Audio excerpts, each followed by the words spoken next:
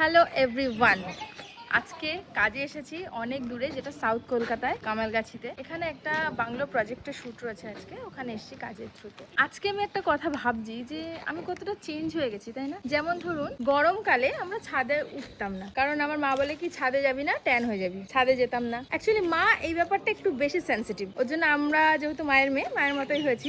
আজকের ডেটে দেখুন, সেই সকালবেলা বেরিয়েছি 10:30, তারপর বেরিয়ে যদিও স্যারের গাড়ি করে আসি, এর জন্য কিছুটা রক্ষা, কিন্তু আপনি দেখুন আমি কতটা পাল্টে গেছি। আগে 10:30 না বাজলে আমার চোখ খুলতো না, আমার সেন্স আসতো না। এখন আমি যদি রাত 3টের সময়ও ঘুমাই, তাও সকাল 7টার মধ্যে আমার অটোমেটিক্যালি ঘুম ভেঙে যায়। অ্যাকচুয়ালি আমি নিজেকে চিনতে পারি না মাঝে মাঝে যে আমি এতটা পাল্টে গেছি। যদিও এগুলো ভালো, 10:30 ঘুম থেকে ওটা কখনো ভালো না। এখন আমি অনেক ভালো হয়ে গেছি, এখন আমি অনেক ম্যাচিওর হয়ে গেছি, এখন আমি রেগুলার কাজে আসি, এখন আমি ইন্ডিপেন্ডেন্ট হয়ে গেছি। আমার এটা একটা স্ট্রাগল লাইফের একটা গল্প ছিল আজকে, আমার স্ট্রাগল লাইফের গল্প। আপনাদের কেমন লাগলো চাইলে কমেন্ট করতে পারেন।